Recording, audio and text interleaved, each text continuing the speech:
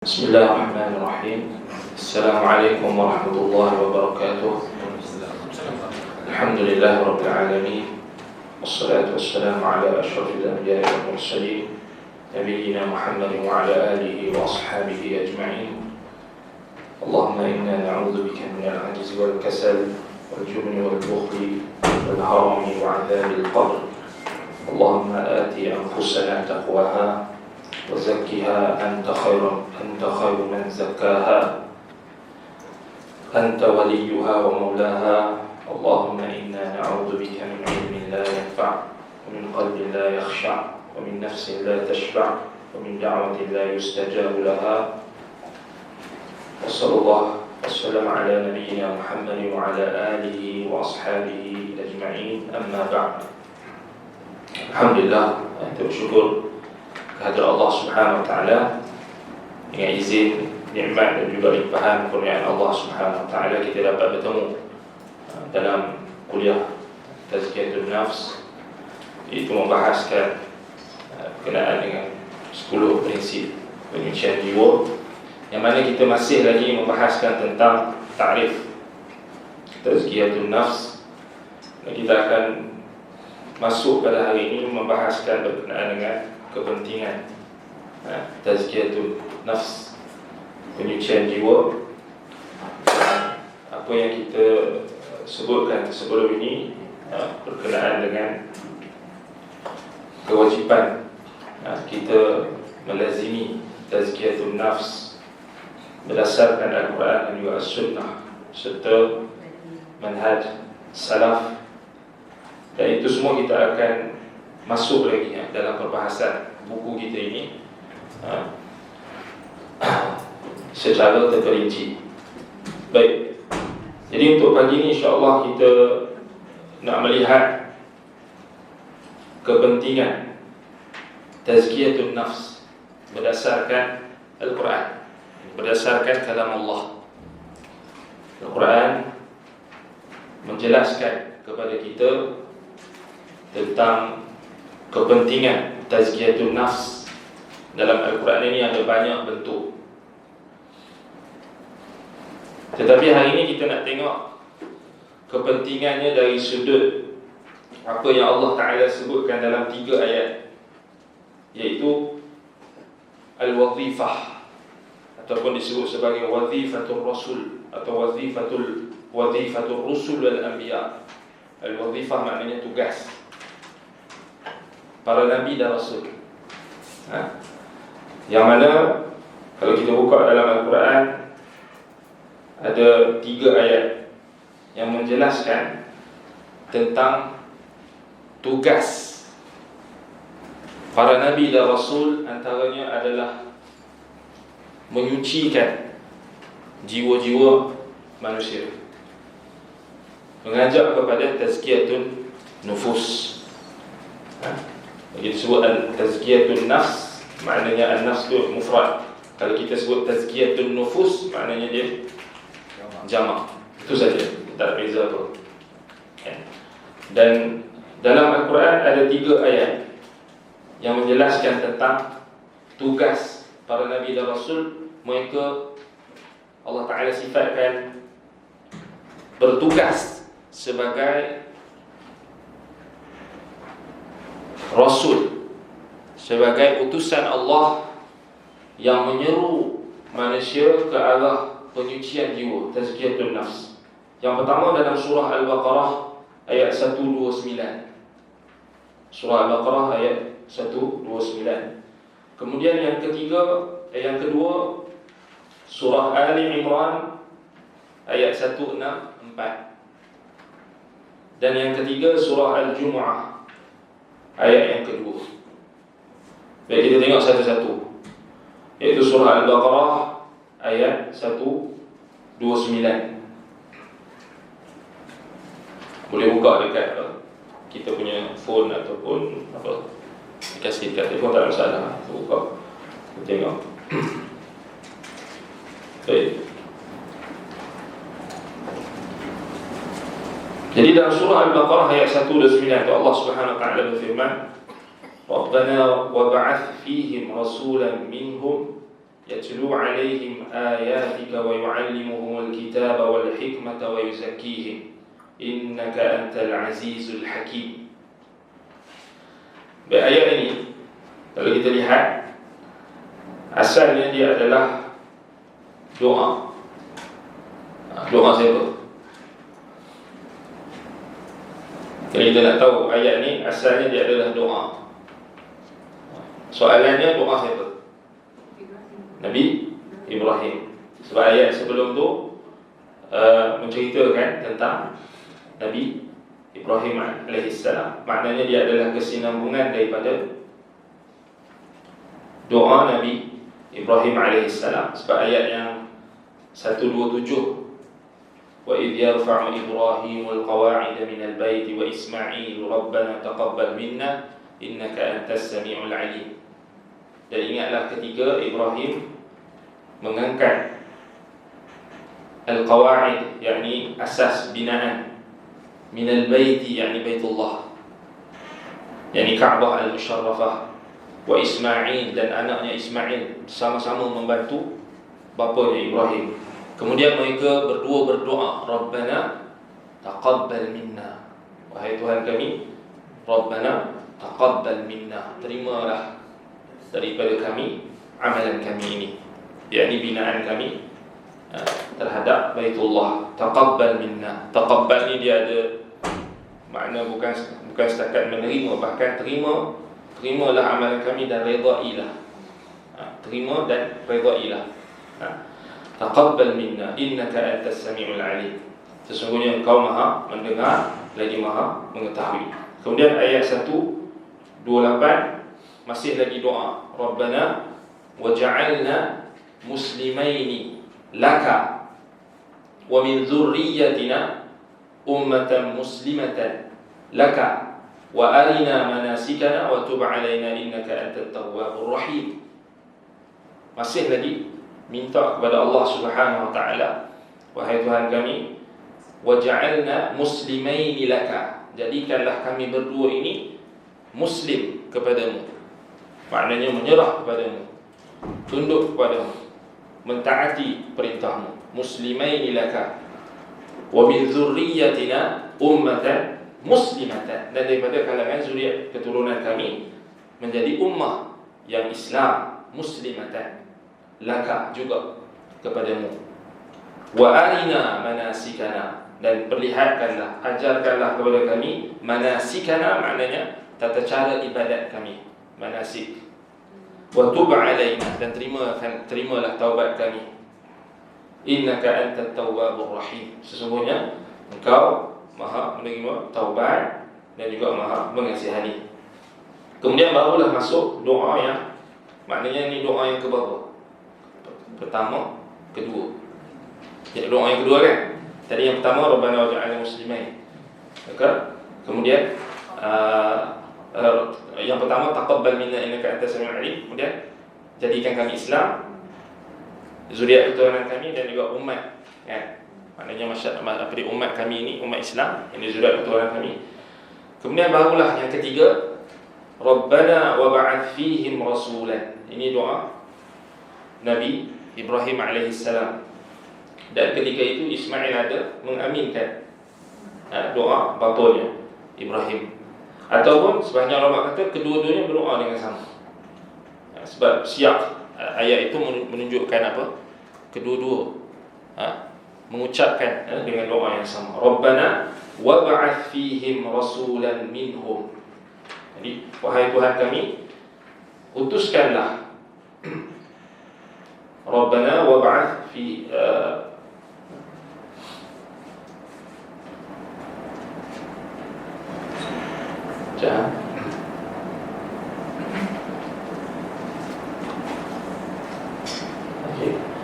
Rabbana wa ba'ath fihim rasulan. Wa ba'ath maknanya arsil. Arsil maknanya al-ba'thu al-irsal, yakni utuskanlah. Kalau kita terjemah bangkitkanlah pun boleh juga.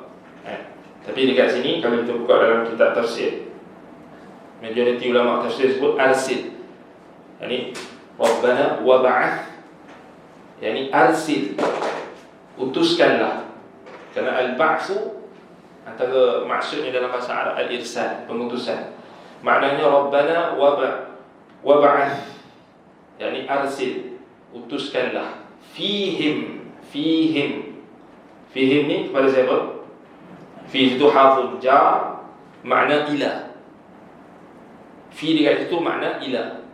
Yani Rabbana arsil ilaihim. Fihim maknanya ila. Fi dekat situ dengan makna ila. Utuskanlah kepada mereka.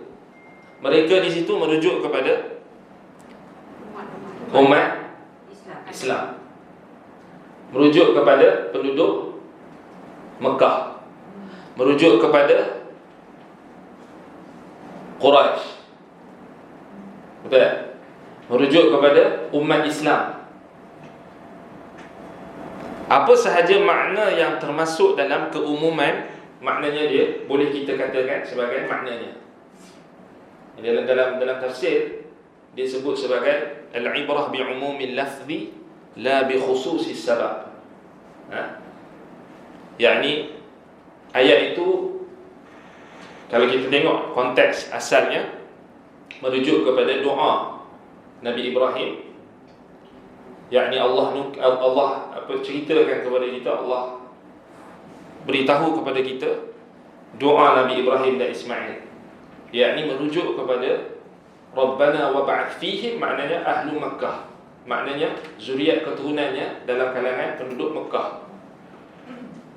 Kerana ketika ayat itu ceritakan tentang pembinaan Kaabah. Tetapi dalam kaedah tafsir, al-ibrah disebutkan al-ibrah bi umumil lafzi la bi khususis sabab. Maknanya ibrah itu satu pengajaran atau satu perkara itu kita lihat pada keumuman lafaz, bukan semata-mata pada pengkhususan lafaz. So pengkhususan lafaz sekarang ni, kalau kita balik pada asal konteks ayat itu merujuk kepada yakni penduduk Mekah lah asalnya. Fihim, ilaihim maknanya penduduk Mekah. Tetapi macam mana kita nak jawab kalau orang kata, sebab dekat sini dia ada satu isu dekat sini. Isunya isu bagi orang Islam yang faham ayat ni, yang belajar tafsir, yang faham ayat Al-Quran ni, tak ada masalah, tak ada isu. Tetapi anda bagi satu keraguan yang mungkin boleh didatangkan melalui ayat ini, iaitu apabila adanya golongan yang mendakwa Islam itu hanya khusus untuk orang Arab. Ni common kan? Maknanya syubhat yang memang dah biasa. Orientalis mereka sering bawa, dan sampai sekarang ini pun masih lagi perkara itu sentimen. Maknanya Islam ini hanya untuk orang Arab masih ada. Sebab itu kalau kita tengok Yahudi, Zionis, mereka tak sebut Islam, kan? Bila mereka nak merujuk kepada orang Islam, mereka tak sebut Islam, tapi mereka sebut Arab, kan? Arab. Sebab apa?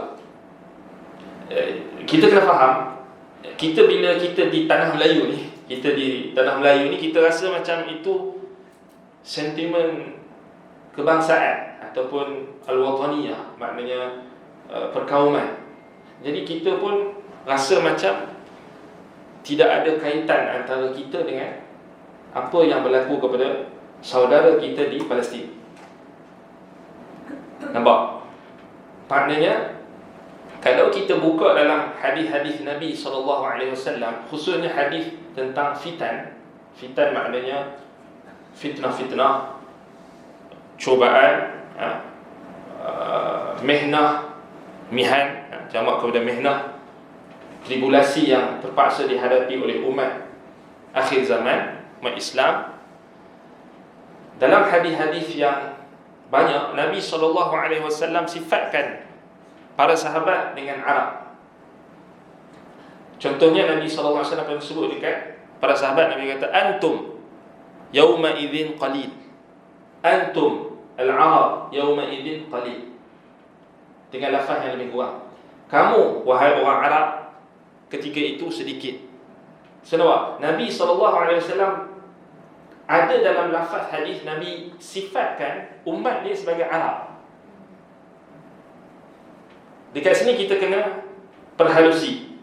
Sebab apa Nabi SAW namakan umatnya sebagai Arab? Okey. Soalan kalau kita sekarang, kita ni Arab ke bukan Arab? Bukan Arab, okey. Jelas. Kita Melayu.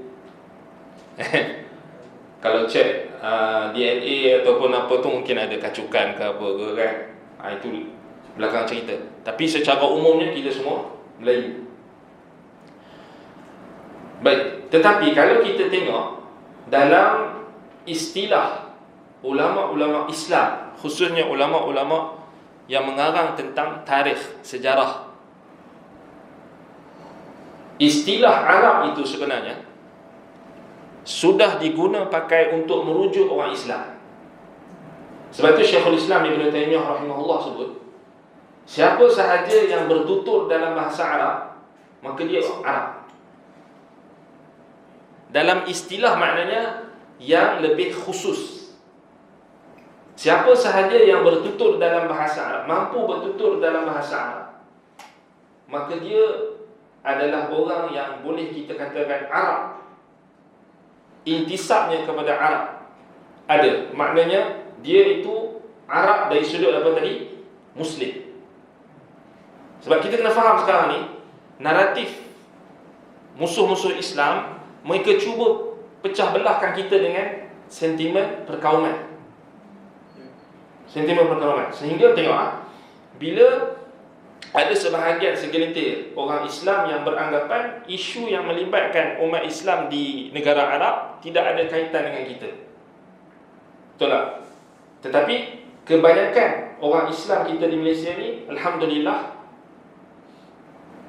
tak nampak isu tu. Ataupun kita kata mereka tak melihat isu perkauman. Sebab apa? Sebab tarbiyah Islamiah itu sendiri. Kita dididik dengan Allah Ta'ala dah tanamkan dalam hati kita semua orang Islam, innamal mu'minuna ikhwatun. Adanya ukhuwah Islamiah, adanya ukhuwah imaniyah, adanya persaudaraan Islam yang kukuh dalam setiap orang Islam itu sendiri. Bila kita dah ucapkan asyhadu an la ilaha illallah wa asyhadu anna Muhammadan abduhu wa rasuluh, maka sebenarnya kita sudah meletakkan perjanjian kita di hadapan Allah Subhanahu wa taala, iaitu siapa sahaja yang mengucapkan kalimah syahadah itu, maka dia adalah saudara kita. Betul tak? So, nampak kita tak ada isu. Alhamdulillah. Maknanya datanglah orang daripada bangsa apa sekalipun, dia Islam, dia mengucap kalimah syahadah, maka dia saudara kita. Dan ini sebenarnya yang cuba untuk diganggu-gugat oleh musuh-musuh Islam untuk memecahkan persaudaraan ini. Sebab itu mereka datangkan dengan pelbagai cara. Syahidnya di sini, dalam hadis-hadis akhir zaman tu, maksudnya di sini, orang, kalau kita kata orang yang bertutur dalam bahasa Arab ni, dia Arab. Apa maksud dia? Kata ulama, maknanya dia ada intisab pada Islam. Sebab mereka menjadikan dalil daripada hadis Nabi SAW bila Nabi kata pada akhir zaman, antum, yakni Arab, qalilun, sikit. Nak dibandingkan musuh-musuh kalian. Apa maksudnya? Kat situ ulama bahaskan, maknanya orang yang berpegang dengan asas Islam. Kerana Islam, saya tengok Islam, yakni Allah Ta'ala turunkan kitab yang terakhir Al-Quran di dalam bahasa Arab. Qur'anan Arabiyan ghaira dhi'iwajin. Allah Ta'ala kata Al-Quran itu Arab. Nampak? Ghaira dhi'iwajin, tidak ada kebengkokan, yakni pada Al-Quran itu sendiri. Maknanya Allah Subhanahu Wa Ta'ala menjamin, maknanya walaupun berlaku perubahan pada bangsa Arab sekalipun, tetapi Islam itu tak berubah. Al-Quran tak boleh diubah. Nampak? So kat situ sebahagian ulama mereka melihat bahawasanya Arab itu sebenarnya istilah kalau yang diguna pakai oleh musuh Islam. Bila contoh macam Netanyahu, dia kata Arab, maknanya dia nak merujuk Islam. Tak ada orang lain lah, kan? Merujuk kepada Islam. Tetapi Alhamdulillah kita memang orang Islam dididik dengan persaudaraan Islam yang kukuh. Sebab itu kita tak terkeliru. Tetapi ada juga orang yang, ya, kita tak nafikan mereka melihat pada dari sudut sentimen perkauman. Dipanggil asabiyah, fanatik terhadap perkauman. Itu ada. Tapi macam mana kita nak atasi adalah dengan kita kembali kepada Islam yang benar, Islam yang asasnya adalah Quran dan Sunnah. Baik. Jadi sebahagian ulama kata orang yang bertutur dalam bahasa Arab, dia Arab. Lisannya adalah lisanul Arab. Orang Islam semua, kalau kita ikut lisan orang yang boleh bertutur dalam bahasa Arab, orang Islam, walaupun kita tak boleh cakap Arab, paling kurang kita solat dalam bahasa Arab. Sebenarnya kita semua orang Islam Arab lah. Sebab apa? Tengok, solat kita dalam bahasa Arab. Solat, ibadat yang paling agung, paling penting, betul tak? Dalam bahasa Arab. Kemudian zikir-zikir yang kita ungkapkan, yang kita baca dalam bahasa Arab. Walaupun perbualan kita seharian di rumah dan sebagainya kita bahasa Melayu, bahasa Inggeris dan bahasa macam-macam, tetapi bahasa ibadah kita baca Al-Quran bahasa Arab. Sebab itu kata sebahagian ulama, orang yang boleh bertutur dalam bahasa Arab, apa minimum dia? Minimum dia orang Islam, kan? Orang Islam, maknanya dia baca surah Al-Fatihah dalam solatnya, kemudian baca Al-Quran dalam solat, kemudian mengaji Arab dari sudut lisan. Sebab itu kalau kita tengok para sahabat Nabi, ketika mereka melakukan perluasan ataupun penyebaran Islam, dakwah, mereka mengajarkan bahasa Arab. Kalau kita tengok dalam sejarah Khulafaur Rasyidin, dan juga sejarah sirah Nabi SAW, Khulafaur Rasyidin, Sayyidina Abu Bakar, Umar, Uthman dan Sayyidina Ali, yang banyak berlaku ekspedisi perluasan penyebaran Islam, yakni dakwah, sehingga ke Parsi, sehingga ke Afrika, iaitu Syam pada zaman Sayyidina Abu Bakar, kemudian Parsi pada zaman Umar, Uthman, yang ini sampai ke Afrika, dan Sayyidina Ali mengukuhkan perluasan yang sedia ada. Kalau kita tengok, sahabat masuk ke kawasan yang sampai ke belah Afrika dan sebagainya, mereka menyebarkan Arab, bahasa Arab. Contoh macam Uthman, ketika dalam satu perluasan, Uthman sampai ke kawasan Syam ataupun kawasan dekat dengan Syam, yang mana yakni para sahabat dia masuk ke kawasan yang adanya biara-biara Yahudi dan juga Nasrani. Apa yang mereka buat adalah mereka menawan anak-anak kecil dalam kalangan Yahudi dan Nasrani itu, dan antara mereka itu diberikan pendidikan Islam, dan antaranya adalah bahasa Arab. Sebab itu lahir daripada Uthman ini, maknanya daripada tawanan yang Uthman dapat, antaranya adalah Aban Maula ataupun Thauban Maula, atau Aban Maula Uthman, antara fuqaha, antara ulama. Bila asalnya dia ditemui dalam biara, dia kecil lagi, mereka tengah membaca kitab Taurat, budak lagi waktu tu. So bila tentera Islam datang, maknanya mereka tawan, mereka ambil dan mereka bagi pendidikan Islam. Sama juga macam maknanya Ibnu Abbas punya slave, hamba yang sahaya, yang dibebaskan kemudian, macam Ikrimah, kemudian macam Atha, semua tu akhir sekali menjadi ulama. Maknanya mereka semua dididik dengan disebarkan bahasa Arab untuk memahami Al-Quran, Baik. Jadi itu kita katakan apa yang kita boleh faham daripada asas ayat yang kita lihat tadi. Asalnya ayat doa tadi, asalnya merujuk kepada orang Arab, asal, kan, yakni penduduk Mekah. Kemudian merujuk kepada umat Islam. Wa ba'ath fihim, arsil ilaihim, yani ummatan muslimatan, yani ummah Islamiyah ataupun al-Arab, maknanya dengan maksud mereka itu umat Islam. Jadi macam mana kita nak jawab orang yang mendakwa ataupun golongan yang mendakwa Islam ini hanya untuk orang Arab, khusus untuk orang Arab. Dan ini juga yang kalau kita baca dalam Idharul Haq li Rahmatullah Al-Hindi, ini kitab yang membahaskan tentang keraguan-keraguan yang dibawa oleh golongan Yahudi dan Nasrani. Ini dalam kategori dirasatul adyan, maknanya comparative religion. Maknanya ini antara syubhat orang Yahudi. Orang Yahudi maknanya dia kata Muhammad ni hanya diutus pada orang Arab.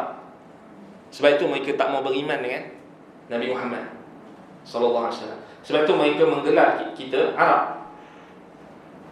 Sebab bagi mereka, kami tak wajib ikut Muhammad.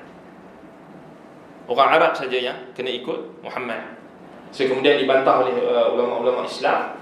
Dan antaranya adalah seorang ulama yang dahulunya dia juga dalam kalangan Yahudi, kemudian dia masuk Islam. Nama dia Samuel Al-Maghribi kalau tak salah, Samuel Al-Maghribi. Dalam kitabnya kitabnya Bazlul Majhud fi Ifhamil Yahud, Bazlul Majhud fi Ifhamil Yahud. Maknanya dia membantah keraguan dan syubhat tersebut. Dan begitu jugalah kitab-kitab yang datang kemudian, itu dalam kurun yang kelima Hijrah kalau tak salah. Kemudian Syekhul Islam Ibn Taymiyah pun ada sebut syubhat itu yang sama dalam kitabnya kitabnya Al-Jawabus Sahih liman baddala din al-Masih. Begitu juga Imam Ibnul Qayyim rahimahullah dalam kitabnya Hidayatul Hayara, juga menjawab keraguan yang sama. Maknanya keraguan kononnya Islam ini hanya untuk orang Arab ni dah lama. Jadi cuma kita kena berhati-hatilah bila maknanya ada sekarang ini, maknanya mereka yang terkeliru atau yang terpengaruh dengan orientalis, mungkin membawakan sentimen ini. Satu lagi kita kena faham, selain daripada Yahudi dan Nasrani yang anti Arab, kita tahu sebab Allah Ta'ala kata walan tarda ankal yahud walan nasara hatta tattabi'a millatahum. Yahudi dan Nasrani tidak akan redha kepada Muhammad dan juga kepada umatmu hatta tattabi'a millatahum, sehinggalah kamu mengikuti agama mereka. Tattabi'a millatahum, ikut agama mereka baru mereka redha. Maknanya jelas. Sebab itu Nabi SAW bagi tahu dalam hadis, ma min mauludin yuladu 'ala al-fitrah fa abawahu yuhawwidani aw yunassirani aw yumaddisani. Tidak ada seorang anak yang baru lahir melainkan dia lahir dalam keadaan fitrah. Fitrah maknanya Islam, maknanya mentauhidkan Allah. Maka kedua ibu bapanya lah yang menyahudikannya, yakni mencorakkannya untuk menjadi Yahudi atau Nasrani atau Majusi. Baik, kita di Malaysia ni alhamdulillah kita tak dengar lagi orang Melayu jadi Yahudi. Betul tak? Ada tak? Tak ada, alhamdulillah. Tetapi di Indonesia dah ada Rabai. Ada seorang tu nama dia Rabai Jacob apa tak? Orang Melayu. Orang Melayu. Dia jadi Yahudi. Dikatakan bapak dia atau mak dia Yahudi. Ayah dia ke atau seorang lah, mana parents itu salah seorang yang Muslim, seorang lagi Yahudi. Sebab kita tahu Indonesia agak terbuka, kan? Agak terbuka. Tapi kita ni alhamdulillah kita tak dengar lagi. Tapi kita tak boleh rasa selesa. Dan memang ada di Indonesia, memang ada Yahudi Indonesia. Tuhan benar. Ya? Nama Tuhan. Apa? Indonesia orang nama Tuhan benar. Nama Tuhan macam-macam. Tapi nak bagi tahu, kita kat Malaysia ni kita tak dengar lagi orang Melayu yang maknanya ada maknanya ada tokoh yang menjadi Yahudi ataupun menjadi rabai. Tak ada kan? Maknanya padri ke Melayu yang jadi padri yang terang-terangan. Tak ada kan? Tapi sorak ada Ustaz. Ya? Sorak ada betul. Kita tak tahu. Tapi dekat Indonesia tu terang-terangan. Ada. Kan? Jadi itu maksudnya kat situ, maknanya memang agama Yahudi dan Nasrani ni mereka memang Allah tak macam Allah tak ada sebut tu. Mereka takkan reda melainkan kita kena ikut mereka. Kena ikut mereka. Dan Yahudi dan Nasrani jelas Allah Ta'ala sebut, maknanya mereka ni antara yang anti-Islam lah, maknanya anti-Arab secara umumnya. Dan satu lagi yang dalam hadis Nabi SAW yang kita bacakan tadi, kullu mauludin yuladu ala al-fitrah fa abawahu yuhawidani aw yunassirani aw yumajjisani. Kita kena hati-hati juga, Nabi sebut yang ketiga adalah Majusi, yang anti dengan Arab, yang anti dengan Islam maksudnya. Yahudi, Nasrani, Majusi. So Majusi ni mewakili yakni agama Parsi, Ancient Persian. Ancient Persian. Zoroastrian kita. Ya. Dia dah campur. Kalau kita tengok yang kita sebut yang sebelum ni kan, teosofi apa semua tu kan, semua tu dah campur dah semua. Dia panggil falsafah syarqiyah, termasuk Majusi. Yang dah sebut sebelum ni, yang kita cerita tentang panjang lebar tentang permainan video dan sebagainya kan. Itu. Dan dalam bahasa mudah kita dalam dirasatul firaq, pengajian firqah-firqah dalam Islam ni, apa yang disebut sebagai aliran Syiah. Syiah ni sebenarnya usulnya adalah usul Majusi. So dia masuk, combinekan dengan Yahudi, masukkan dengan Nasrani, masuk. So dia package. So sebab tu Syekh Salim Al-Hilali hafizahullah, dalam salah satu syarahan beliau terhadap hadis ini, beliau kata Nabi SAW bagi tahu dekat kita, setiap anak baru lahir, yang baru lahir itu lahir dalam keadaan fitrah Islam, kedua ibu bapanya lah yang mencoraknya sama ada nak menjadi Yahudi, Nasrani atau Majusi. Sebenarnya isyarat kepada kita tentang tiga ancaman terhadap akidah yang paling dominan yang boleh mempengaruhi ibu bapa orang-orang Islam. Subhanallah, itu faedah yang sangat menarik. Maknanya apa? Hari ini kita menghadapi ancaman daripada Yahudi, ancaman daripada Nasrani, ancaman daripada Majusi. So Majusi ni, orang kita mungkin kata, mana ada agama Majusi dekat Malaysia ni? Tapi ada Syiah. Nampak? Dan kita tak sedar. Maknanya usul-usul Majusi itu dimasukkan melalui aliran-aliran yang sudah mengaku sebagai Islam. Okey. Jadi itu antara yang faedah yang kita perlu ingat. Maknanya ancaman kita bukan sekadar Yahudi dan Nasrani, tapi kita kena ingat juga, berhati-hati, Majusi itu juga adalah salah satu ancaman yang disebutkan dalam hadis. So dalam Al-Quran, dalam surah Al-Baqarah tu Allah Ta'ala sebut Yahud wal Nasara. Kemudian dalam hadis Nabi SAW tambah Majusi. So isyarat kepada kita, mereka adalah pada setiap zaman mereka dominan. Sebab mereka mempunyai negara yang besar, kemudian sumber yang besar. Tengok saja macam mana di Amerika Syarikat, kemudian Iran dan sebagainya. Mereka antara kuasa yang besar, mempunyai sumber, dan mereka banyak mempengaruhi. Kalau kita kaji tentang Persian punya tradition ni, so banyak dia punya kebudayaan dia tu yang masuk ke dalam budaya-budaya kita dan sebagainya. Itu banyak kajian-kajian dilakukan. Tapi yang paling penting adalah kita kena waspada dengan akidah yang merosakkan, antaranya Syiah tadi. Baik, itu faedah.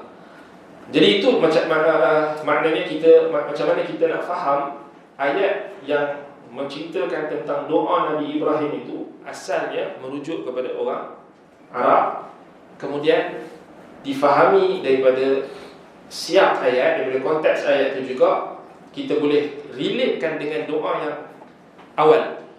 Sebab Nabi Ibrahim AS sebut Rabbana waj'alna muslimaini laka, yakni Nabi Ibrahim dan Ismail minta supaya Allah Ta'ala jadikan baginda AS dan anak dan zuriat keturunannya sebagai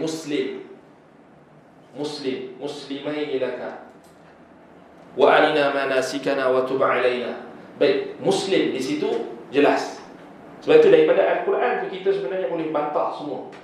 Kalau kita betul-betul faham daripada ayat Quran itu, maknanya kita boleh bantah semua keraguan-keraguan yang melibatkan isu yang berkait dengan hubungan antara Arab dan Islam. So maknanya dia tak boleh dipisahkan. Kan? Sebab itu apa isu negara-negara Arab itu sebenarnya adalah berkait dengan kita juga, umat Islam. Sebab itu bila dah ada kita kata persatuan antara negara Islam, ya kita tak nafikan macam-macam ada kekurangan dan sebagainya, tetapi paling kurang ikatan ukhuwah Islamiah itu masih kukuh, masih terikat.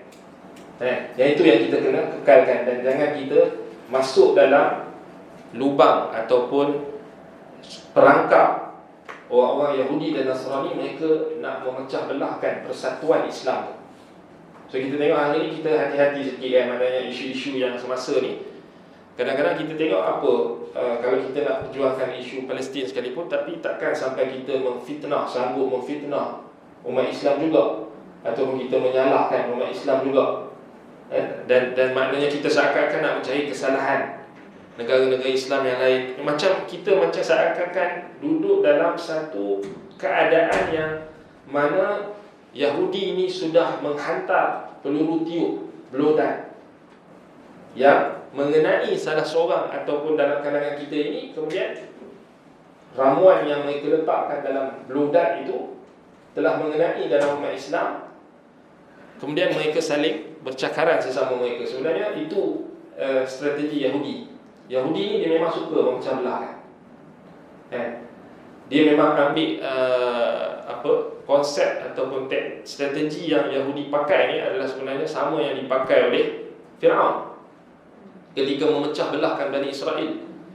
Inna Fir'auna 'ala fil ardi wa ja'ala ahlaha syi'a. Maknanya Fir'aun dalam surah Al-Qasas Allah Ta'ala ceritakan Fir'aun ini telah melampaui batas, sombong di atas muka bumi. Wa ja'ala ahlaha syi'an, dan dia menjadikan ahli Mesir, penduduk Mesir itu syi'an, maknanya berpuak-puak, berpecah-pecah. Dipanggil apa? Divide and conquer. Itu standard lah, semua orang tahu.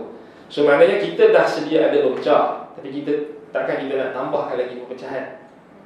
Maknanya paling kurang maknanya kita bersepakat pada apa yang kita mampu bersepakat. Kalau tak, nasib kita akan wal'iyadzubillah, kita minta lindung kepada Allah Subhanahu Wa Taala. Tengok macam mana mereka buat di negara-negara Arab yang lain ketika berlakunya Arab Spring, Mesir, Libya, Yaman, sampai sekarang Syria. Sampai sekarang keamanan tu kita kena faham nikmat keamanan ni. Bila Allah Taala cabut, nak kembalikan keamanan tu agak memang susah. Nampak? Sebab tu kita kena hati-hati. Permainan Yahudi ni, Zionis khususnya, mereka akan cuba memecah belahkan. Mereka akan menggunakan apa yang Syekh Salim Al-Hilali sebut sekutu sembunyi mereka, sekutu di balik tabir, iaitu Majusi tadi. Itu sebenarnya duri dalam daging. Kan dalam Quran Allah Taala sebut Yahudi dan Nasrani. Dalam hadis Nabi kata Majusi. Yahudi, Nasrani, Majusi. Kullu mauludin yuladu 'ala al-fitrah fa abawahu yuhawidani aw yunassirani aw yumajjisani. Nabi beritahu Yahudi, Nasrani, Majusi. Ini kita boleh katakan 3 serangkai, musuh 3 serangkai. Yang inilah yang kita kena lawan. Bukannya duk lawan dia kata tauhid 3 serangkai apa semua tu. Kadang-kadang kita pelik. Yang ni sebenarnya musuh utama kita, Yahudi, Nasrani, Majusi. 3 serangkai yang Nabi dah sebut dalam hadis tu. Yang maknanya kita kena betul-betul teliti pecahan-pecahan mereka, kemudian macam mana mereka menyelusupkan musuh daripada dalam. Macam yang kita sebut sebelum ni kan, maknanya batiniyah. Itu antara salah satu usul mereka adalah usul Majusi. Baik. Jadi itu berkenaan dengan ayat. Kita kata Rabbana waj'alna muslimaini laka wa min dzurriyyatina ummatan muslimatan laka wa arina manasikana wa tub 'alaina innaka antat tawwabur rahim. Maknanya doa Nabi Ibrahim AS dan Nabi Ismail. Kemudian doa yang setelah itu Rabbana wab'ath fihim rasulan minhum. Wahai Tuhan kami, wab'ath fihim ay arsil ilaihim. Sama juga fi guys, itu makna ila. Rasulan, yakni seorang rasul. Minhum, dalam kalangan mereka. Ini pun kita faham macam tadi juga. Minhum maknanya pertama dalam kalangan. Yang pertama kita kena faham dia daripada keturunan, zuriat keturunan Ibrahim. Zuriat keturunan Ibrahim, maknanya daripada Bani Ismail, zuriat keturunan Ismail, yakni Quraisy. Maknanya kalau kita tarik lagi daripada Ismail tu sampailah nasab Nabi sampailah ke Quraisy. Okey, Rabbana wab'ath fihim rasulan. Fihim di situ maknanya zuriat keturunan Nabi Ibrahim. So di sini dia bukan dalam kalangan Bani Israel, tapi dia dalam kalangan Bani Ismail. Sebab Nabi Ibrahim ada 2 orang anak, Ishaq, Ibrahim, Ismail dan Ishaq. Ismail daripada Hajar, Ishaq daripada Sarah. Baik, 2 ibu yang berbeza, 1 bapa yang sama. Baik, orang Yahudi mereka dakwa penyelamat mereka, Nabi yang diutuskan terakhir yang akan menyelamatkan mereka adalah dalam kalangan Bani Israel. Termasuklah konsep mesianik Mahdawiyah yang mereka pegang juga. Mereka memang melihat Mesiah mereka itu Al-Masih, maknanya Al-Mahdi mereka datang daripada keturunan Daud Ibn Sulaiman, maknanya daripada Bani Israel. Kat situ kita lihat umat Islam kita berpegang bahawasanya Mahdi dia daripada keturunan Nabi Muhammad sallallahu alaihi wasallam, daripada Ismail, Bani Ismail. So tak ada isu kat itu. Cuma kita kena hati-hati, hari ini semua orang dakwa Mahdi. Sebab sentimen keturunan ni sangat menjadi fokus. Sebab itu datangnya golongan Majusi tadi. Mereka banyak mendakwa keturunan ini dalam sejarah Syiah, Syiah Fatimiyah dan sebagainya. Mereka banyak mendakwa mereka keturunan Nabi, keturunan Fatimah. Itu kita kena hati-hati juga. Sebab mereka nak bawa akidah mereka itu dengan ketaksuban kepada keturunan. Itu kita akan bincangkan kemudian. Baik. Dan wab'ath fihim, Rabbana wab'ath fihim arsil ilaihim rasulan, maknanya fihim itu minhum. Kita datang lepas tu minhum, dalam kalangan mereka. So dalam kalangan mereka itu maknanya dalam kalangan zuriat keturunan Ibrahim, lebih khusus Ismail, zuriat Ismail, dan lebih khusus lagi daripada Quraisy, dan lebih khusus lagi Nabi Muhammad sallallahu alaihi wasallam. Semua ulama tafsir sepakat Rasul di situ merujuk kepada Nabi kita Muhammad sallallahu alaihi wa ala alihi wasallam, rasulan. Baik, daripada situ kemudian Allah Taala kata tugas. Allah Taala jelaskan tentang tugas Rasul ini. Adakah tugas Rasul ini adalah semata-mata mengajak kepada kekuasaan, pemerintahan, kerajaan? Tidak. Allah Ta'ala tekan dekat sini, yatlu alaihim ayatik. Dia bukan mengajak kepada kamu untuk mendapatkan dunia, tidak. Dia bukan mengajak kamu untuk mendapatkan kekuasaan, tidak. Dia bukan tugas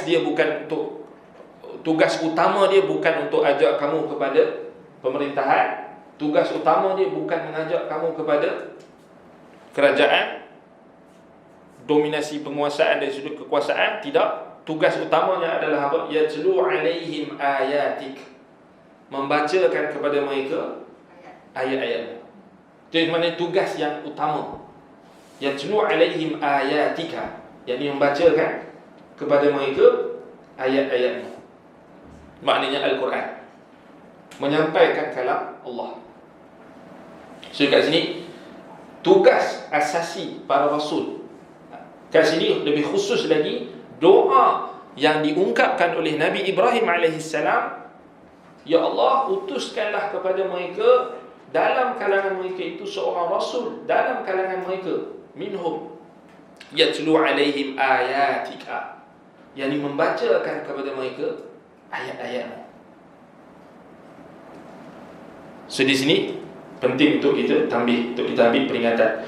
Wa yu'allimuhumul kitaba wal hikmata, dan dia mengajarkan kepada mereka al-kitab, yakni Al-Quran, wal hikmata. Kata Imam Asy-Syafi'i rahimahullahu taala, al-hikmah di situ maknanya as-sunnah. Mengajarkan kepada mereka al-kitab dan as-sunnah. Wa yuzakkihim,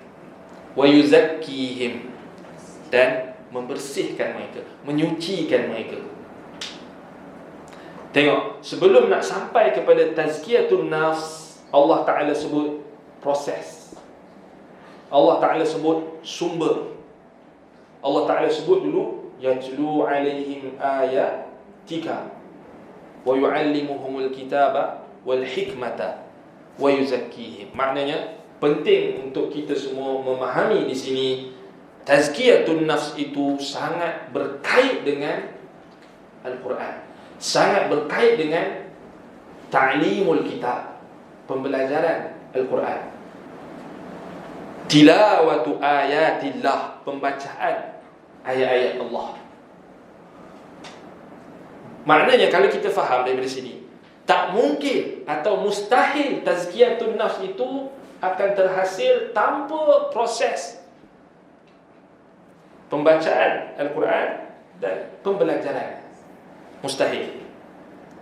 Maknanya kalau ada orang yang didakwa kita nak menyucikan jiwa dengan kaedah-kaedah yang tersendiri, yang tidak bersumberkan daripada Al-Quran dan Sunnah, maknanya dia memang out.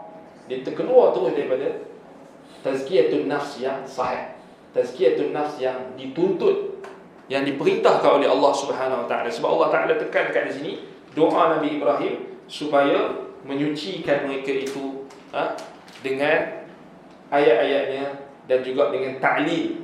Wa yu'allimul kitaba wal hikmata wa yuzakkihim. Wa yu'allimul kitaba wal hikmata, maknanya Nabi itu, Rasul itu, tugasnya adalah mengajarkan, ta'lim.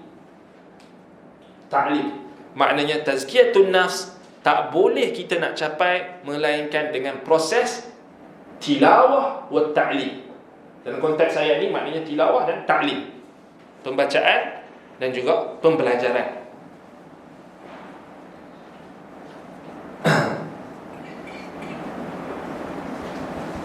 Baik, kalau kita tengok apa yang disebutkan oleh ulama-ulama salaf ketika menjelaskan ayat ini, kita tengok apa yang disebutkan oleh dalam riwayat Abu Umamah. Abu Umamah Al-Bahili radhiyallahu anhu katanya, aku berkata, ya Rasulullah, ataupun riwayat daripada Ad-Dhahhak, riwayat daripada Ad-Dhahhak, bahwasanya Nabi SAW bersabda, ana da'watu Abi Ibrahim, qala wa huwa yarfa'ul qawa'id min al-bayti rabbana wa ba'ath fihim rasulan minhum hatta atamma al-ayah. Ad-Dhahhak ibn Muzahim rahimahullah, seorang tabi'in, Dia kata bahwasanya Nabi SAW bersabda, aku adalah doa bapaku Ibrahim. Ana da'watu abi Ibrahim.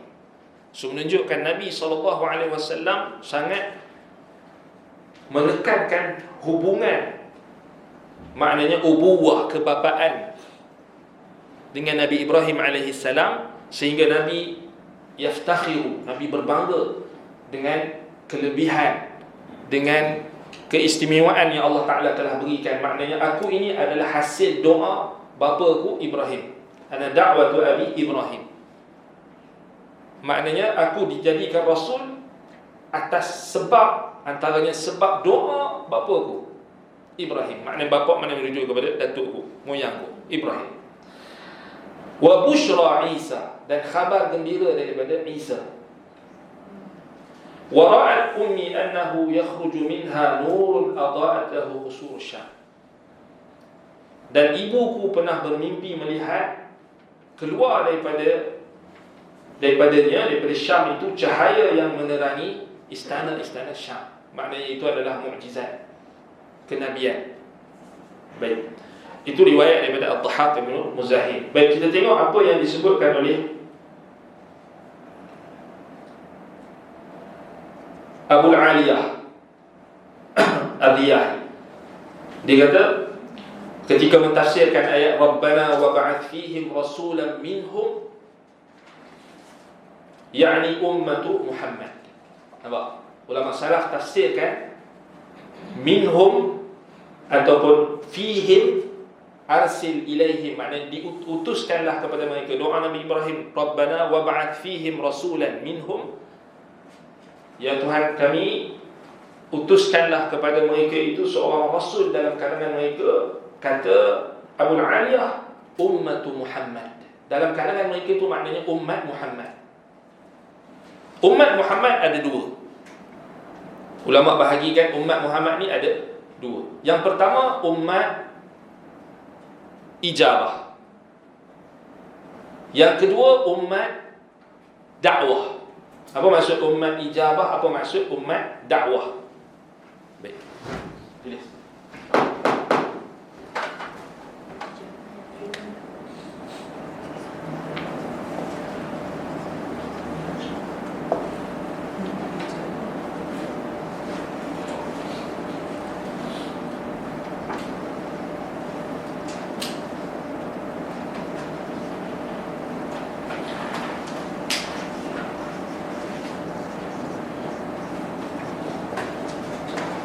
Baik, umat ijabah maknanya umat yang menerima dakwah Nabi.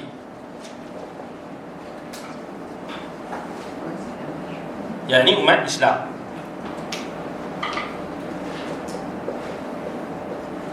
Umat dakwah maknanya mereka yang tidak menerima dakwah Nabi, maknanya bukan Islam.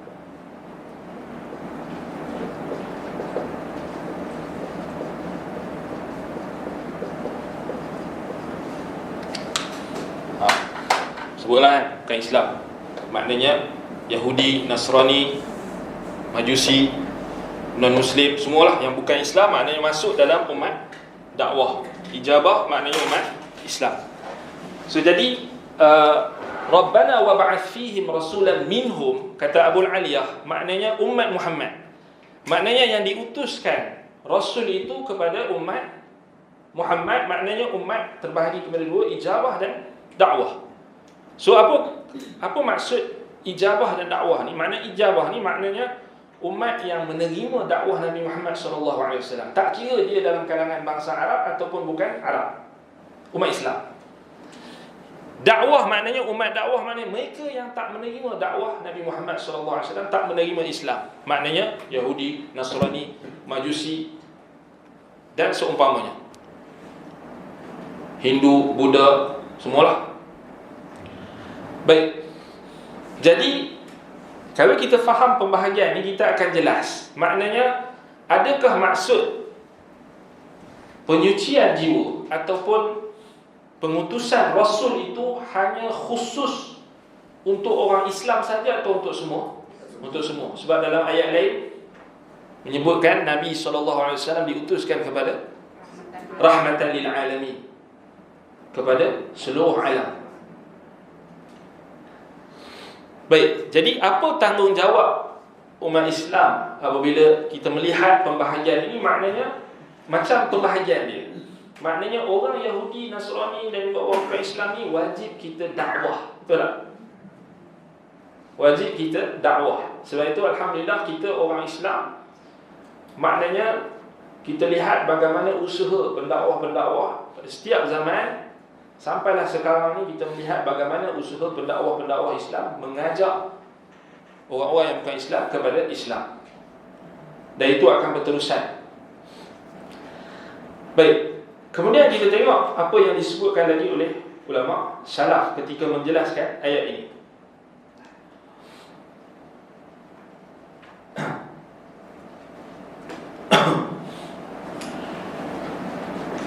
Ar-Rabi' bin Anas menyebutkan, Rabbana wa ba'ath fihim rasulan minhum, maknanya huwa Muhammad. Faqila lahu qad istajabtu laka wa huwa fi akhir zaman. Dia kata yang dimaksudkan dengan rasul itu Muhammad sallallahu alaihi wasallam. Maka dikatakan telah dimustajabkan doa Nabi Ibrahim dan ianya berlaku pada akhir zaman. Maknanya merujuk, tengok Ar-Rabi' bin Anas dikatakan Nabi ni, bila pengutusan Nabi Muhammad ni, maknanya itulah permulaan akhir zaman. Dalilnya dalam hadis yang lain, Nabi SAW kata, bu'istu ana was-sa'ah kahataini. Bu'istu ana was-sa'ah kahataini. Wa asyara sababatuhu wa wusta. Nabi SAW sabda, aku diutuskan dan hari kiamat, antara aku, pengutusan aku dan hari kiamat seperti ini. Nabi isyaratkan dekat sahabat, maknanya jarak dia antara jari telunjuk dan juga jari tengah. Sababah wal wusta, maknanya bila pengutusan Nabi Muhammad itu berlaku, itu permulaan akhir zaman. Permulaan akhir zaman. Semaksudnya bila Nabi Muhammad diutuskan tu dah akhir zaman. Dah akhir zaman. Bukan kita zaman kita ni dah maknanya kita ni dah akhir zaman. Sebab kita adalah umat Muhammad. Umat Muhammad, sebab Nabi bagi tahu sallallahu alaihi wasallam, aku diutuskan antara aku dengan sa'ah hari kiamat kahataini, seperti dua jari ni, dekat. Sebenarnya kalau kita faham hadis tu, tak ada lah kita nak predik dah. Sebab memang dah akhir zaman dah. Apa yang memberi bila kita faham hadis tu, apa yang menyebab, apa yang akan kita dapat, maknanya kita akan meningkat dan meningkatkan lagi amalan kita. Kita akan lebih lagi buat persiapan. Sebab satu lagi, kiamat ni ada dua, kiamat kubra dengan kiamat sughra. Kiamat sughra maknanya kiamat kecil, antaranya mati. Mati tu paling dekat dah.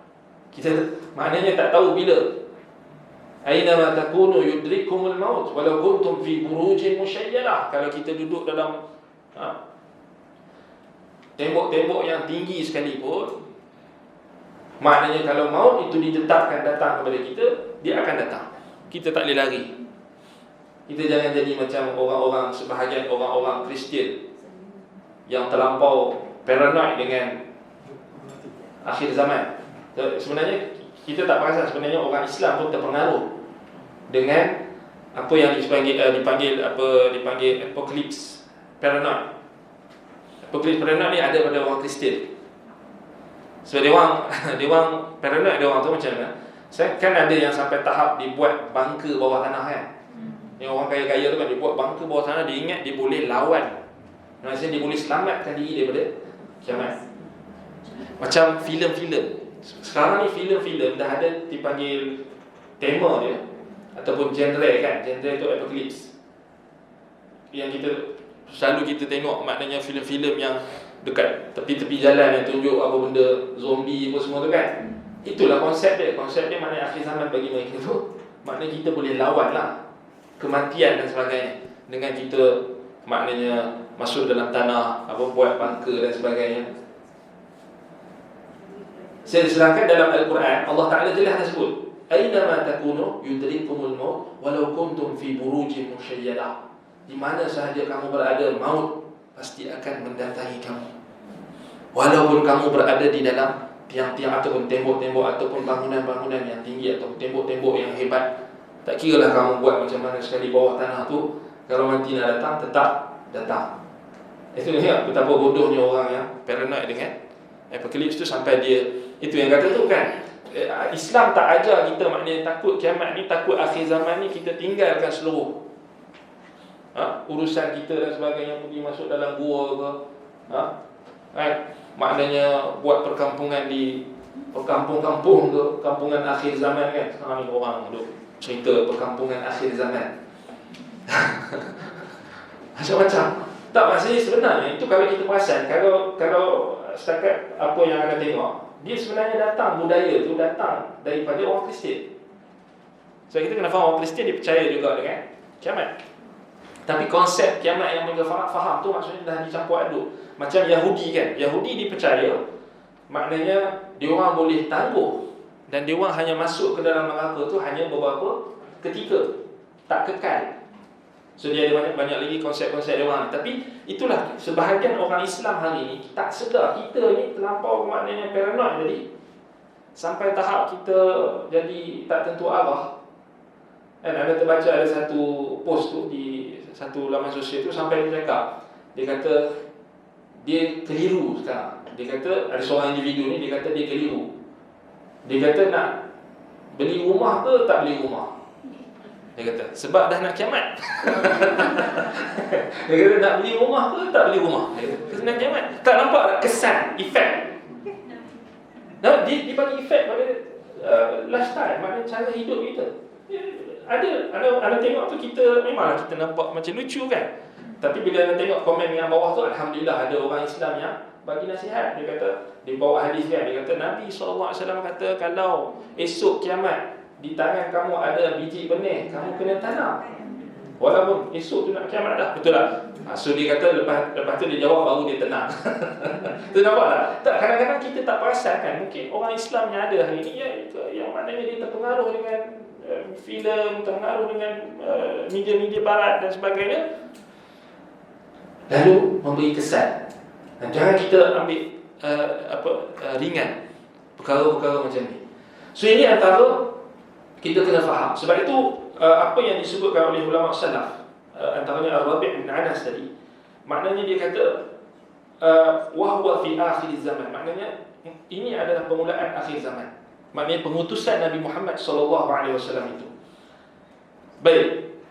Kemudian Muqatil bin Sulaiman menyebutkan Rabbana wa ba'ath fihim, yakni zurriyatina, maknanya daripada zuriat keturunan Nabi. Maksud itu lebih khusus menuju kepada zuriat Nabi Ibrahim AS, iaitu Nabi Muhammad sallallahu alaihi wa ala alihi wasallam. Sebab itulah hari ini semua orang nak claim dia cucu cicit Nabi, keturunan Nabi. Saya keturunan Nabi, saya ahlul bait, saya ini, saya itu.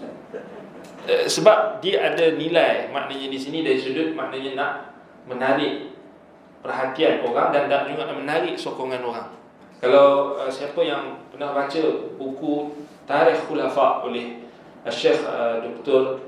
Sulaiman Abul Khair kalau tak salah, dia ada sebut tentang faktor kenapa orang-orang selepas kewafatan Nabi SAW kenapa berlaku gerakan riddah, gerakan murtad. Dulu kita pernah buat satu kuliah khas di Yayasan Taklim, gerakan riddah. Boleh cari kat YouTube, anda punya kuliah dekat Yayasan Taklim dulu, online. Kita buat tajuk di gerakan riddah, Ibrah Sirah kan, ada gerakan riddah tu. Boleh cari balik kat situ, kat YouTube. Syekh Dr. Sulaiman Abul Khair disebut dalam kitabnya Tarikh Al-Khulafa. Dia kata apa faktor menyebabkan orang Arab menjadi murtad setelah kewafatan Nabi Muhammad SAW. So kita kena faham, akhir zaman bila Nabi SAW diutuskan, itu start permulaan akhir zaman. Lepas Nabi SAW wafat, maknanya semakin bertambah fitnah. Itu kita kena faham. Maknanya lepas saja Nabi wafat, semakin bertambah fitnah, ujian. Ujian demi ujian demi ujian. Kita hari ini, kebanyakan dalam kalangan orang Islam di Malaysia, khususnya orang Melayu kita, mereka lebih fokuskan kepada fitnah yang kemuncak. Fitnah yang kemuncak itu fitnah Dajjal. Mereka banyak mengabaikan fitnah-fitnah yang sebelum kemunculan Dajjal. Dipanggil muqaddimah. Muqaddimah fitnah, maknanya lepas Nabi SAW wafat, kita tak tahu apa yang berlaku. So kita terus lompat kepada fitnah akhir zaman tu. Kita tak tahu apa. Tak tahu apa dia punya pokok pangkal dia. Kita tak tahu asal usul dia.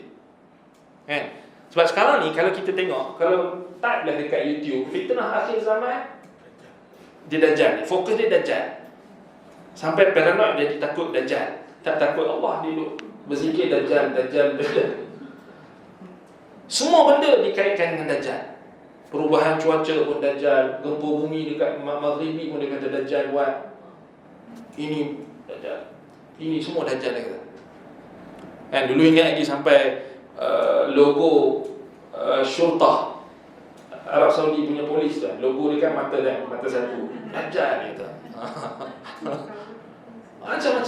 Macam-macam kita tengok kan. Sebab apa? Sebab kita tak ada gambaran yang betul tentang apakah fitnah yang akhir zaman yang berlaku. Sebab tu benda ni sebenarnya kalau kita nak tahu tentang dia punya turutan kronologi yang asal. Kronologi yang asal maknanya sebelum berlakunya fitnah Dajjal, maknanya ada banyak fitnah yang berlaku. Ini kalau kita nak tahu, maknanya kita kena kita kena belajar ilmu tarikh. So, diploma penyajian taklim ni di PIYT ada subjek tarikh. Anak-anak ajar subjek tarikh. Kalau siapa yang nak nak daftar satu subjek rasanya boleh. Tarikh kan. Ada fiqh sirah dan tarikh. Kalau rasanya saya depan untuk diploma tarikh. So tarikh tu kita ikut dari lepas sirah tu, lepas tu kita buat tarikh. Tarikh tu kita akan mula dengan Khulafaur Rasyidin, kemudian tarikh Khulafaur Rasyidin. Tarikh kita tak expand pada Bani Umayyah, Bani Abbasiyah, Khulafa. So penting kita kena tahu tentang fitnah yang berlaku selepas Nabi wafat tu dulu. Maknanya supaya kita ada gambaran. Sebab itu sabit daripada Ibnu Umar radhiyallahu anhuma, Ibnu Umar sahabat Nabi, dia kata orang yang selamat daripada fitnah yang awal, dia akan selamat daripada fitnah yang terakhir. Faham tak? Dia punya konsep dia sekarang ni, kita nak selamat daripada fitnah Dajjal, kita kena selamat dulu dengan fitnah-fitnah yang berlaku sebelum fitnah Dajjal. Kalau kita tak ada ilmu apa yang berlaku sebelum fitnah Dajjal, maknanya selepas kewafatan Nabi itu, apa fitnah-fitnah, bentuk-bentuk fitnah, pancaroba, ujian yang berlaku kepada umat Muhammad, macam mana kita nak selamat daripada fitnah Dajjal? Itu logik dia. Betul tak? Macam mana? Dia tak boleh terbalik tau. Kita nak selamat dari fitnah Dajjal, tetapi yang awal kita tak selamat. Kita tak, bahkan bukan tak selamat, kita tak tahu pun. Tak, kebanyakan orang dia fitnah Dajjal. Dia tak tahu ada fitnah yang bentuk yang dahsyat, fitnah yang melibatkan ancaman akidah. Antaranya kekufuran, syirik, riddah, kemurtadan, bid'ah. Sebab itu Imam Al-Bukhari rahimahullah, Imam Al-Bukhari diletakkan dalam Kitabul Fitan, dalam sahihnya diletakkan hadis tentang golongan yang dihalau oleh Nabi SAW daripada haud telaga Nabi, iaitu mereka yang buat bid'ah. Innaka la tadri ma ahdatsu ba'daka. Engkau tak tahu apa yang mereka telah ada-adakan setelah kewafatanmu, peninggalanmu. So maknanya, tengok, ulama ahli sunnah faham, sebelum nak berlaku fitnah Dajjal tu, fitnah-fitnah yang berbentuk penyelewengan dalam akidah, riddah, kemurtadan, kekufuran, kesyirikan, bid'ah, tokok tambah dalam agama, itu adalah permulaan bagi fitnah Dajjal. Sebab Dajjal akan bawa tu lah. Dia akan himpunkan semua. Dajjal akan bawa kekufuran, kesyirikan, bid'ah, maksiat, semua dia akan bawa.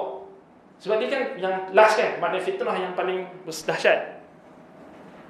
Jadi macam mana kita nak faham fitnah Dajjal tu kalau kita tak faham yang awal? Sebab tu anda tengok kebanyakan orang kita dia fokus pada tu. Sebab itu kalau kita baca dalam hadis, Nabi SAW sebutkan kepada para sahabat, fitnah Dajjal ni takkan memudaratkan orang Islam kalau dia betul-betul Islam. Simple je. Kalau dia betul-betul Islam, dia berpegang dengan Quran dan Sunnah, insya-Allah tak mudarat. Nampak? Tak, dia simple je. Bukannya kita kena takut apa pun. Apa tanggungjawab kita? Tanggungjawab kita mengamalkan Islam, mengamalkan Quran dan Sunnah. Bukannya kita kena, maknanya kita kena faham mana Dajjal tu akan kuasai kita dan sebagainya. Dia sama macam Iblis lah. Iblis, syaitan, jin, dia tak boleh kuasai kita. Buktinya, dia tunggu kita tidur malam-malam dulu baru dia boleh ganggu. Kita tengah ramai-ramai ni, dia boleh ganggu? Tak ganggu. Tak, maksudnya dia tak ada kekuasaan, dia tak ada dominasi pun. Dia tak boleh buat apa pun. Kecuali kalau kita dalam keadaan yang lemah, kita dalam keadaan berseorangan, ataupun kita dalam keadaan kosong, dalam keadaan itu dia ganggu sebab dia pun lemah. Kalau dia betul-betul kuat, datang. Tapi sekarang orang tengok filem ustaz lawan dengan jin, hantu, syaitan kan. Jurus ini ustaz tu boleh bakar syaitan apa semua. Itu filem, itu cerita dongeng, khurafat, tahyul. Tapi tak, itulah konsep Dajjal. Macam itulah maknanya, bukan dia boleh kuasai kita pun kan. Inna ibadi laysa laka alaihim sultan illa man ittaba'aka minal ghawin. Allah Ta'ala sebut dalam Quran, Iblis. Maknanya orang yang Allah Ta'ala jamin, orang yang Iblis ini, dia tidak ada sultan, dia tidak ada dominasi, dia tak boleh menguasai hamba-hamba. Allah kata, inna ibadi laysa laka alaihim sultan. Hamba-hambaku, apa maksud hamba-hambaku? Mereka yang mentauhidkan aku, mereka yang mengabdikan diri kepadaku, mereka yang menyerah kepadaku, mereka yang Islam, mereka yang mentauhidkan aku, mereka yang betul-betul merealisasikan tauhid. Ibadi, hamba-hambaku, laisa laka alaihim sultan. Engkau wahai Iblis tak ada penguasaan, tak ada dominasi. Illa man ittaba'aka minal ghawin. Kecuali yang ikut kau dalam kalangan orang-orang yang nak pilih jalan kesesatan. Sama macam Dajjal. Ahli tauhid, orang Islam yang betul-betul mengamalkan Islam, dia nak takut apa Dajjal? Dia minta perlindungan Allah daripada Dajjal. Sama macam kita minta perlindungan Allah daripada syaitan yang dia rejam. Sama. Tetapi bila datang unsur-unsur asing ni, macam yang Yahudi dan Nasrani masuk kan, maknanya Dajjal ni monster lah, apa benda lah kan, maknanya dia ada dia menguasai kita dan sistem lah, pasal ditakwil pula, metafor dan sebagainya. Itu jadi masalah. Sebab itu jadi kita dah lari daripada petunjuk Al-Quran yang sebenar. Baik. Jadi itu antara apa yang diungkapkan oleh sebahagian ulama salaf tentang ayat tersebut. Jadi poinnya di sini, ayat yang kita bawakan ini, ayat yang pertama daripada 3 ayat yang jelaskan tentang tazkiyatun nafs, yakni maknanya pengutusan Nabi Muhammad SAW itu rasulan, sebagai rasul, yakni yatlu alaihim ayatihi, untuk membacakan ayat-ayatnya, wa yu'allimuhumul kitaba wal hikmata wa yuzakkihim, mengajarkan mereka al-kitab, al-Quran, dan juga al-hikmah, yakni as-sunnah, dan menyucikan mereka dengan al-Quran dan sunnah. Baik, dalam ayat yang berikutnya, tadi surah Al-Baqarah ayat berapa? 129. Kemudian ayat dalam surah Al-Baqarah juga 151. Al-Baqarah 151. Anda sebut Ali Imran tadi. Ali Imran ayat apa? 164.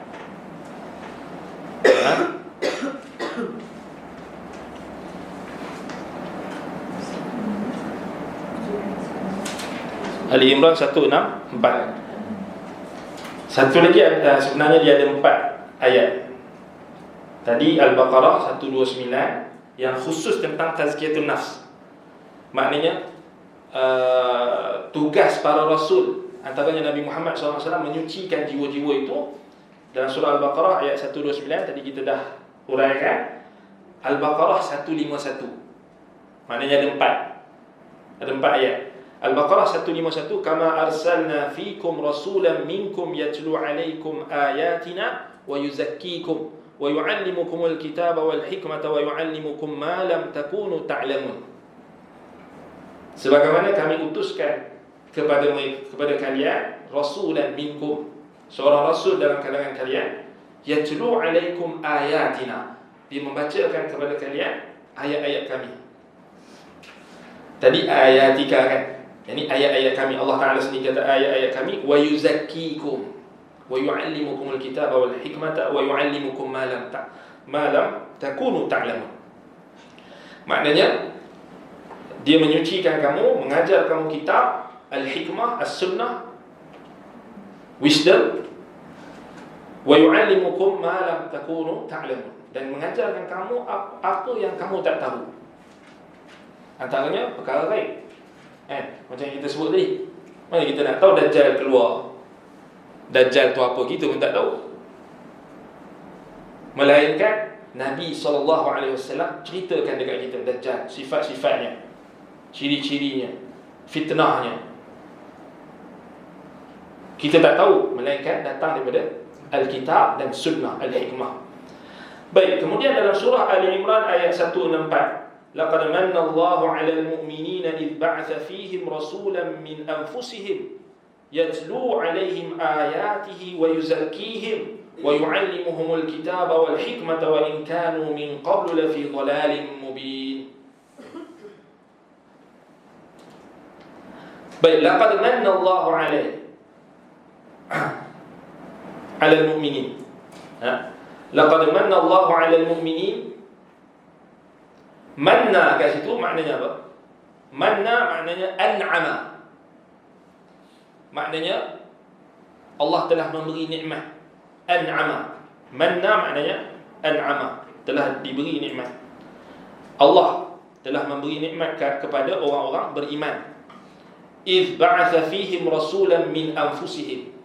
Ketika ba'atha fihim rasulan, sama juga arsala ilaihim, diutuskan kepada mereka rasulan min anfusihim, seorang rasul min anfusihim maknanya min jinsihim, daripada jenis mereka. Dekat sini boleh kita fahami daripada jenis mereka, min anfusihim tu maknanya rasul ini datang dalam kalangan manusia macam kita. Dalilnya Allah Ta'ala sebut innama ana basyarum mislukum yuha ilai. Innama ana basyarum mislukum. Basyarum mislukum, hanya saja aku basyar, manusia seperti kalian. Min anfusihim. So dekat sini menunjukkan kepada kita rasul tak diturunkan daripada malaikat. Sebab orang-orang musyrikin Mekah dulu, mereka petikan. Mereka kata kenapa tak turun malaikat? Dia petikan. Bila Nabi Muhammad SAW yang merupakan sebaik-baik dalam kalangan mereka, yang dulu mereka sebelum Nabi ni diutuskan, mereka panggil Nabi Muhammad ni Al-Amin. Mereka percaya dekat Nabi Muhammad. Bila mereka nak bermusafir, mereka nak tinggalkan harta benda mereka, mereka akan titipkan kepada Nabi Muhammad. Maknanya mereka memang percaya dekat Nabi Muhammad Al-Amin. Bila Nabi Muhammad diutuskan, terbalik. Majnun, la sya'irun majnun, kadhibun, kadzab. Mereka tuduh Nabi SAW gila. Mereka tuduh Nabi ni penyair. Nabi tuduh Nabi SAW sabit. Sabata ya Muhammad. Sabit ni istilah yang orang musyrikin dulu guna untuk siapa yang tak ikut ajaran nenek moyang. Sabata ya Muhammad, engkau telah jadi sabit. Siapa sahaja yang tak ikut ajaran tradisi nenek moyang, kaum musyrikin Mekah ketika itu, dia akan dilabel dengan sabit. Sama kita sekarang ni ada juga kan. Siapa saja yang tak mau ikut tradisi ini akan dipanggil dengan Wahabi, W. Sebenarnya itu musuh-musuh Islam yang gunakan istilah Wahabi itu. Sebenarnya dia orang contohi daripada orang musyrikin juga, Abu Lahab dan sebagainya. Sebab itu anda pernah kata, anda pernah melawak dengan kawan-kawan. Anda kata kalau orang panggil kita Wahabi, balas balik. Kalau nak balas betul lah, tapi kita tak payah balas pun. Itu bukan sunnah Nabi. Tapi kalau nak bagi tahu mereka tentang asal usul pelabelan, tuduh orang, bila orang bawa kebenaran ni, tuduh dengan tuduhan yang jahat. Ini sebenarnya sunnah Abu Lahab. Sebab Abu Lahab dia yang first panggil Nabi sahabat dari Muhammad. Waktu Nabi SAW naik untuk berdakwah di Bukit Safa, dan dalam sebahagian riwayat Nabi mulakan ketika ulama tafsirkan wa anzir ashiratakal aqrabin, ayat Allah Ta'ala perintahkan Nabi bagi amaran kepada kaum kerabat yang terdekat. Nabi panggil dulu bapa-bapa saudara dengan mak-mak saudara dia. Nabi panggil dulu. Nabi buat makan, Nabi panggil semua. Orang pertama dalam kalangan keluarga kerabat Nabi yang menentang Nabi Muhammad ialah Abu Lahab. Dia pertama yang kata, sabata ya Muhammad, engkau dah jadi sabit. Anti-anti dengan pakcik-pakcik dengan makcik-makcik yang lain tak cakap apa. Dia yang pertama sekali. Kemudian dia juga pertama yang kata celaka dekat Nabi Muhammad. Tabban laka ya Muhammad, alihada jama'tana, tabban laka lisairil yawm. Dia kata, celaka kamu wahai Muhammad, ini tujuan kamu himpun kami. Kemudian Allah Ta'ala turun, tabbat yada abi lahabin wa tabbat.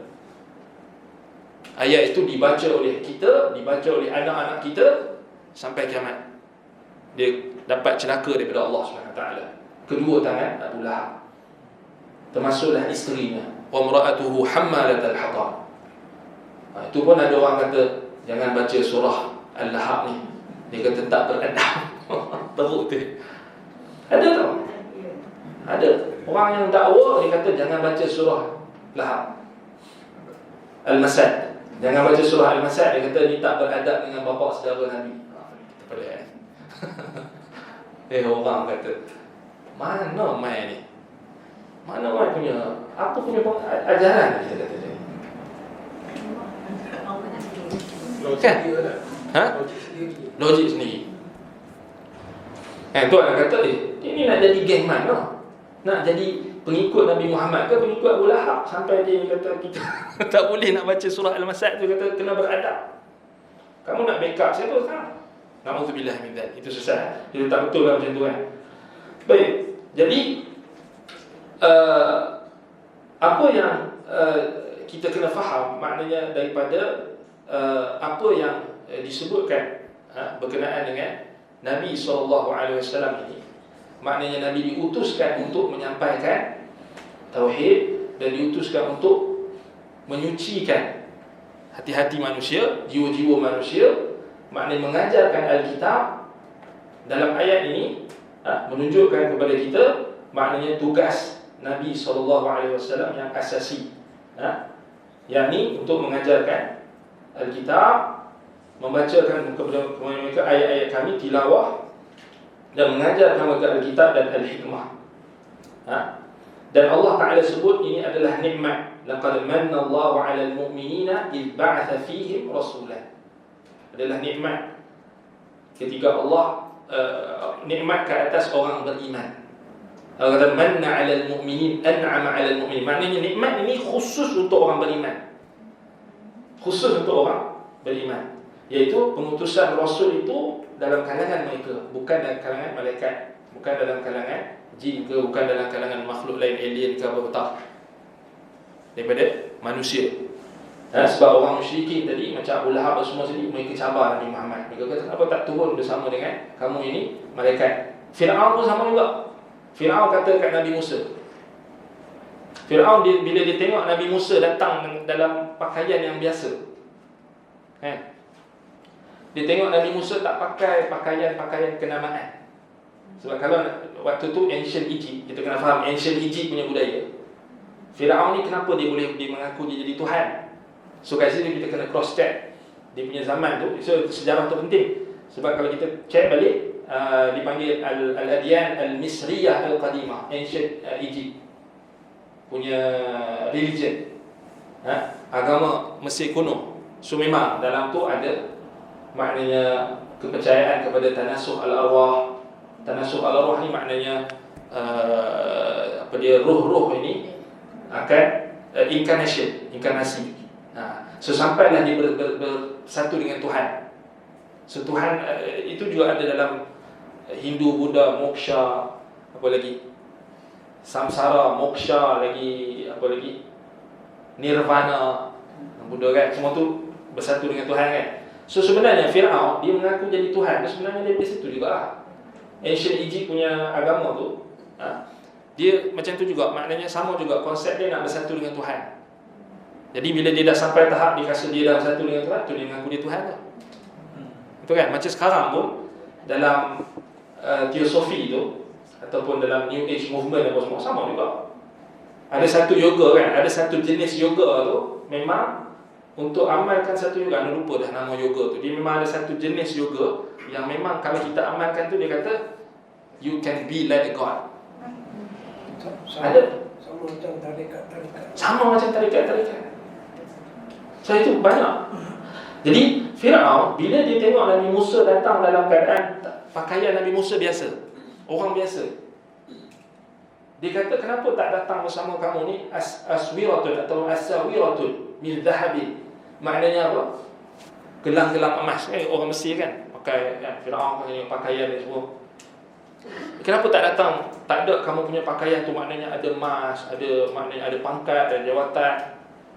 Dan kenapa tak datang bersama? Kalau kamu mengaku kamu Tuhan, kamu mengaku kamu Rasul Allah, Tuhan, Rasul, utusan bagi Tuhan, kenapa tak datang bersama kamu malaikat? Jadi soalan dia, Firaun percaya tak malaikat? Percaya, tapi malaikat dia percaya macam mana? Itu kita kena rujuk pada Ancient Egypt punya pemahaman tu. So malaikat dari sudut agama Mesir kuno, dia orang faham malaikat ni sama macam pemahaman-pemahaman yang datang selepas itu. Maknanya malaikat ni mereka kata anak Tuhan, kan? Macam orang musyrikin faham, sama. So itu yang datang gambaran-gambaran mereka tu kan.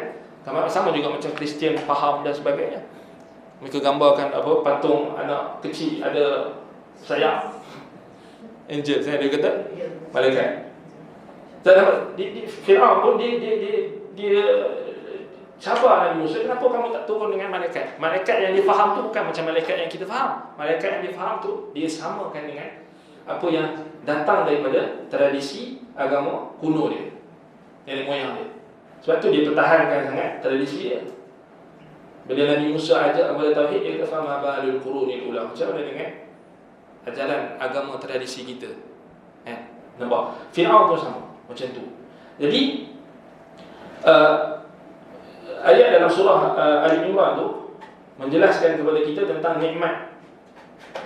Nikmat kepada orang beriman antaranya adalah apa? Diutuskan Rasul dan mereka mengetahui tugas Rasul itu menyucikan, mengajar mereka kitab dan hikmah dan menyucikan mereka. Wa in kanu min qablu la fi dhalalin mubin. So dalam surah Al-Imran tu Allah highlightkan, sedangkan dahulunya mereka dalam keadaan benar-benar dalam keadaan kesesatan yang nyata. So sebab tengok ayat dalam surah Al-Imran tu 64 tu nak bagi tahu kepada kita macam mana kita nak hargai nikmat ini. Nikmat kita diutuskan Rasul, kita diajarkan kitab, kita dibacakan ayat-ayat kepada kita, kemudian disucikan kita dengan bacaan-bacaan ayat Quran dan juga pengajian-pengajian ta'lim Al-Kitab wal Hikmah, Quran dan Sunnah. Kerana wa in kanu min qablu la fi dhalalin mubin, maknanya sebelum ni kita tak tahu apa dan sebelum ni kita sesat. Sebelum ni pun kita macam-macam. Kan sebelum kita nak kenal sunnah ni pun kita daripada latar belakang pelbagai. Jadi dalam surah Al-Imran ayat 164 tu dia lebih pada Allah nak ayat tu lebih pada nak mengarahkan kita akan mengenang nikmat. Ini adalah satu kenikmatan. Jadi kita kena jaga nikmat ni. Kita dapat datang hadiri majlis ilmu, kita di sini ada kuliah macam-macam, fokus. Kalau tengok Yayasan Ta'lim ni banyak kelas-kelas yang sekarang ni fokusnya pada Quran. Dia faham Al-Quran. Sebenarnya itu asas. Tazkiyatun nafs pun itu asas dia. Dan ini yang kita kena perkasakan. Dan kita kena sokong. Maknanya kita kena perkasakan. Maknanya ini asas untuk kita nak dapat penyucian jiwa. Sebab kita tengok balik ayat tadi semua kan. Wa yu'allimul kitaba wal hikmata wa yuzakkihim. Yatluna 'alaihim ayatihi. Nampak? Baik, jadi sedangkan kamu sebelumnya itu benar-benar berada dalam kesesatan yang nyata. Kita ni kalau kita tak kenal Quran dan Sunnah, kita dalam kesesatan. Itu cara macam mana kita nak hayati ayat itu. Kemudian yang terakhir dalam surah Al-Jumu'ah ayat 2. Wallazi ba'atha fil ummiyina rasulan minhum yatlu 'alaihim ayatihi wa yuzakkihim wa yu'allimuhumul kitaba wal hikmah wa in kanu min qablu lafi dhalalin mubin. Kat situ lebih pada menyebutkan tentang ummiyin. Al-ummiyin maknanya merujuk kepada mereka yang asalnya tidak diutuskan kitab kepada mereka. Ini bangsa Arab. Umat Muhammad yang terawal maknanya para sahabat dan juga orang musyrikin Mekah, Bani Quraisy ketika itu tak diturunkan kitab kepada mereka. Ummiyin. Itu salah satu tafsir. Maknanya menunjukkan kepada kita juga, sama juga akhir penutup ayat itu, wa in kanu min qablu lafi dhalalin mubin. Maknanya sebab itulah mereka sesat. Jadi bila Allah Ta'ala dah utuskan Rasul, dah utuskan bersama dengan Rasul itu kitab dan penjelasannya al-hikmah, as-sunnah, sebagaimana kata Imam Syafi'i rahimahullah ta'ala, maknanya itulah nikmat yang kita perlu hargai dan perlu kita syukuri dan perlu kita sentiasa berdoa kepada Allah, ya Allah berikanlah aku ketetapan untuk menghargai nikmat ini. Nikmat kita mempelajari Al-Quran, membaca ayat-ayat Allah, mendengar ayat-ayat Allah, yatluna 'alaihim ayatihi. Kat situ juga satu pengajaran untuk kita. Kalau kita mengajar dan sebagainya, maknanya fokus kita adalah membacakan ayat kepada orang yang kita ajar, mengajarkan Alkitab, ta'lim. Maknanya dari sudut mengajarkan cara bacaan, tajwidnya, mengajarkan qiraat ke, mengajarkan tafsir, itu masuk. Dan alhamdulillah lepas ni kelas tafsir pula kan. Tafsir Quran. Semuanya kita kaitkan dengan apa yang kita belajar di sini. InsyaAllah itu antara cara untuk kita nak menghargai nikmat yang Allah Ta'ala sebutkan dalam surah Ali Imran tadi, kemudian yang ayat-ayat yang lain. Barakallahu fikum. Jadi kita berhenti dekat sini. InsyaAllah pada kelas akan datang kita akan masuk pada prinsip yang pertama, Tauhid. Kita akan masuk di kitab ni, Tauhid. Kita akan masuk membahaskan tentang Tauhid adalah asas penyucian jiwa. InsyaAllah kita bertemu pada kelas akan datang. Naktafi bihadzal qadar. Aqulu qawli hadza wa astaghfirullah li wa lakum. Wassalamualaikum warahmatullahi wabarakatuh.